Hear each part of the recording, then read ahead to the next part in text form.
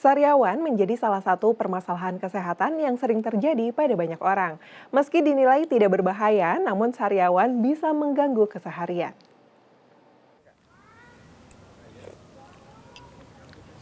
Aduh, perih banget.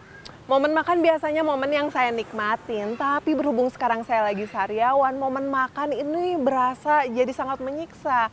Karena momen makan ini membuat sariawan saya sangat perih. Belum lagi kalau misalnya kita makan atau minum makanan yang pedas atau enggak yang asam. Itu membuat sariawan menjadi terasa makin perih. Jadi enggak mudah mau makan ataupun mau minum. Sariawan menjadi masalah di mulut yang sering dialami setiap orang. Biasanya, sariawan akan mengganggu aktivitas sehari-hari seperti saat makan, minum, atau berbicara. Untuk mengatasi sariawan, sejumlah warga memilih untuk melakukan pengobatan secara tradisional atau mencoba memakan sayur dan buah lebih banyak. Lebih ke diabaikan aja sih gitu, kecuali benar-benar crowded gitu ya, sampai kita ke pencernaan gitu kan, rata-rata permasalahannya ke sana, ya barulah di situ kayak kita sadar 2 hari full gitu kita makan buah sayur gitu, biasanya gitu sih. Kadang, jarang sih ke dokter, paling pakai, obat alternatif itu ya, tradisional gitu, iya. Apa tuh obat tradisionalnya? Paling daun sirih. Susah makan, semua kayak ngomong juga kadang perih ini, kayak gitu-gitu. Pokoknya keganggu buat yang area mulut mah. Suka didiemin saya mah, kalau enggak paling makan buah aja, nggak pernah diobat. Secara medis, sariawan dikenal dengan istilah stomatitis aftosa rekuren. Sariawan merupakan peradangan pada bagian selaput lendir mulut. Faktor penyebab sariawan bervariasi, mulai dari anemia, kurangnya nutrisi vitamin B12, B9, dan zat besi, hingga faktor stres dan hormonal.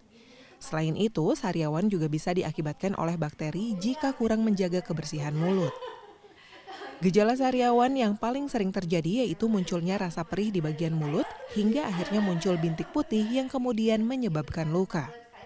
Penanganannya, karena memang tadi balik lagi ke namanya ya, stomatitis berarti artinya ada radang di mulutnya ya. Nah, biasanya kita hentikan tuh peradangannya, kita kurangi ya dengan obat-obat anti radang. Tapi yang paling penting adalah kita tahu dulu nih yang triggering apa gitu ya. Kalau tadi kurang nutrisi ya berarti kita harus kasih nutrisi yang kurang itu, kasih vitamin ya. Bisa dari intake makanan, bisa juga kita bantu dari vitamin suplemen. Atau misalnya kalau karena menstruasi, karena stres ya itu yang kita atasi begitu, sambil kita berikan obat-obatan untuk mengurangi radangnya, akhirnya membantu juga mengurangi rasa sakit yang dirasakan pasien. Meski cenderung tidak berbahaya, namun masyarakat harus waspada jika sariawan berlangsung lebih dari 2 minggu atau jika sariawan terasa sangat sakit karena dikhawatirkan terjadi infeksi. Ada juga sariawan yang dia bisa menetap lebih dari 2 minggu. Jadi jangan sampai nunggu berbulan-bulan. Pasien saya sering tuh datang dengan sariawan yang sudah sampai berbulan atau tahun. Pada akhirnya itu pada saat kita periksa sudah mengalami perubahan sel. Artinya dia sudah tidak normal ya. Bisa jadi ke arah keganasan. Nah, atau bisa juga karena infeksi. Nah, infeksi itu mungkin tidak sampai ke keganasan ya, tapi bisa juga karena infeksi yang lebih serius, misalnya infeksi virus HIV gitu, atau infeksi virus herpes gitu. Nah, itu walaupun tidak sebahaya HIV, tapi dia kan menular ya. Untuk mencegah sariawan, Dewi menyarankan agar selalu menjaga kebersihan mulut dengan sikat gigi minimal 2 kali sehari, flossing, dan rutin memeriksa gigi setiap 6 bulan sekali. Jangan lupa untuk menjaga nutrisi dari makanan dan banyak minum air sehingga tubuh terhidrasi dengan baik.